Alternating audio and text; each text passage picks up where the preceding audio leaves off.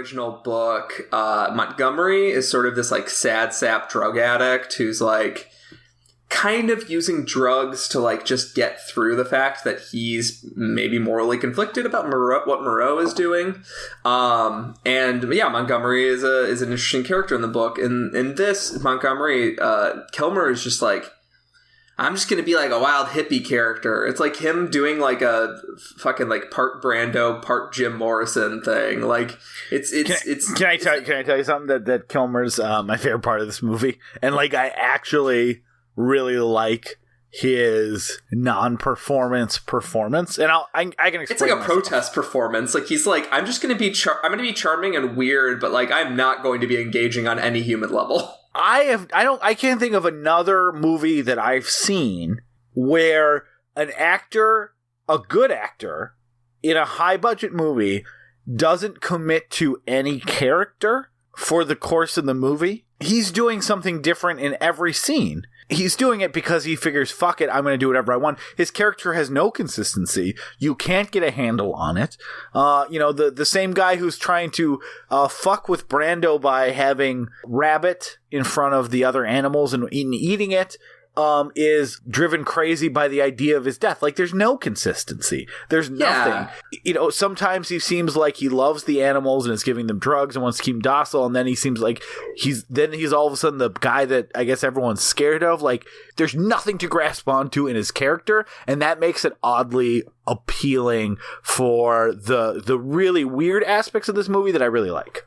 I would say no character in this film interacts with any other character in a way that feels human and believable and inspires any sense of human empathy.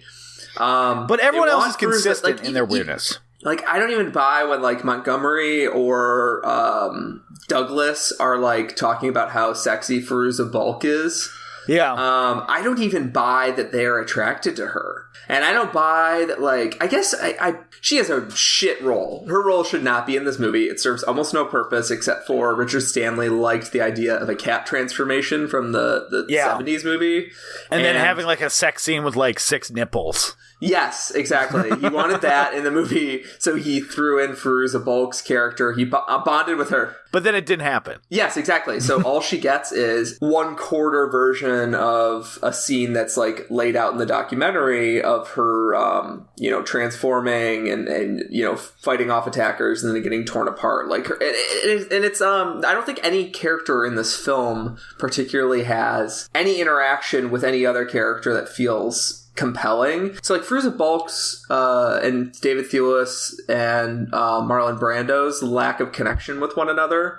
And I would guess to say Maling and the other members of that fucking freak family. They're so weird looking. It's like the worst makeup effects. It's Dan Winston's studio. Like, this stuff looks amazing or it looks awful, and there's nothing in between. Montgomery, Douglas, and Fairuza Balk's character, they are all the ones that like should be bonding together, but like none of them click. And also, Brando doesn't click, but when Kilmer refuses to click, it feels like he's trolling the movie. And Kilmer trolling the movie is super entertaining because Kilmer is this like, he was apparently this like bully figure on set, kind of like prep school douchebag almost, or this like creature of chaos. And so when he comes on set and he starts acting like he doesn't give a shit about anything, you're like, oh wow, he has some wild bully energy here. Like, this is kind of fun. So like I said, everyone else is either not able. Rise to the material is definitely not the right term, but like there's either like the David Thewlis or the Fairuza Balks who they are trying their best in a movie that's not participating around them, and they sink themselves. And then you have like the Brandos and some of the other characters who are kind of doing these insane things that don't make any sense, but they're consistently, like Brando, say what you will about whatever he's doing in this movie, he's consistent from one scene to the other. Kilmer's not. Kilmer seems to be actively, in his performance, trying to sabotage the movie. And they talk a little bit about that he was trying to, he didn't want to be a part of the movie. He didn't want to be a part of the documentary either. Didn't want to be a part of the documentary. He tried to get out. They don't even really mention this in the documentary, that the reason that he was in the movie at all is because Batman Forever was a big success, and so they won't let him out of his contract. He was actively fighting against the movie. Brando was a little bit of a different case. Originally, he did want to be a part of this movie in the way that he wanted to be a part of any movie, which was not really. But he was still interested in the material. He liked Richard Stanley. He wanted to be a part of what was going on. And then his kind of fighting back against the movie was like this, is almost like this goofy, old, insane man way. Like, this is stupid. I'm going to fuck with everybody. But like in kind of a nice way. He was for the most part, I know some of his fuck with stuff had collateral damage, but he wasn't like actively berating extras, and we'll get to that with that Kilmer was. But he was just like, the world is a ridiculous place. This movie's extra ridiculous. I don't care about anything, and I'm gonna behave however I want to from scene to scene. So Kilmer was actively fighting against being in the movie, and his performance speaks to that. He's operating at a different level, but as an audience member, he just, there's nothing there to grasp onto. He's ineffable. He's like this person who from scene to scene doesn't make any sense, but he still is like Val Kilmer, who has a natural charisma about him that you want to still figure out what he's doing. And I think if there is any electricity or life in this movie, I think it all comes from him. I agree. Kilmer is weird because, like, him being detached and all that would be perfect for a Dennis Hopper role where all he's doing is just, like, ranting and raving and then telling you some important character aspects or just things about the war, and then he dies. Instead, Kilmer is supposed to have gone through some sort of emotional collapse because he's attached to Moreau, and, like, yet... he seems antagonistic towards him the entire time. And that's transparently, from the documentary, that's transparently Kilmer fucking with Brando. So Kilmer, part of the reason he signed on was because he wanted to work with Brando. He was super excited to talk with Brando. Brando seems like the guy that the more excited you are to talk with him, the more he doesn't give a shit about you. Yes. Like there's something about having a desire. He likes fucking with people, so he's happy to he can be a man of the people and go meet each individual extra and talk to him. But when Val Kilmer was over enthusiastic to meet him, he's like, nah, fuck you. Yeah. So apparently they had one meeting. Brando ignored him, was a dick to him, said 2 words to him, turned away. And Kilmer then decided to be extremely petulant towards Brando. So it really does have that, oh, fuck me? Fuck you. Kilmer was probably the one who had real antagonism towards Brando. And Frankenheimer and Stanley and fucking everybody. Frankenheimer famously said, this isn't on the doc either, this is just from other things I read, he said that he wouldn't cast Val Kilmer in a movie called The Life of Val Kilmer. And on his last take, he said, get that fucker off my set. Yes.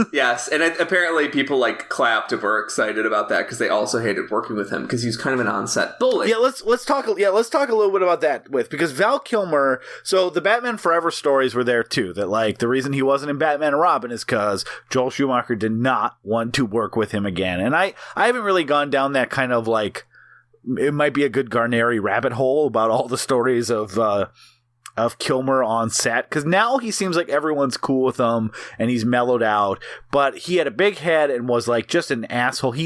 In this movie, he was like openly attacking crew members. He was attacking the director. He burned someone's face with a cigarette at one point. Like, everyone in the documentary hates him. They said it's like the worst frat bully. He does not come off, I think Brando comes off well in, like, he's just an insane man. He's an insane man who thinks the world is insane and is playing along, and there's something almost like charming about that. It's probably extremely frustrating if you're working with him, and that kind of, I don't care about anything, but I like seeing how far I can push people around me because I'm like, Marlon Brando knew he was Marlon Brando and used that to make other people in power's life miserable, and that sometimes had a collateral damage to people that were not in power, as mentioned in this documentary. But there's something charmingly bizarre about that I can kind of get behind. Val Kilmer, on the other hand, I really like Val Kilmer.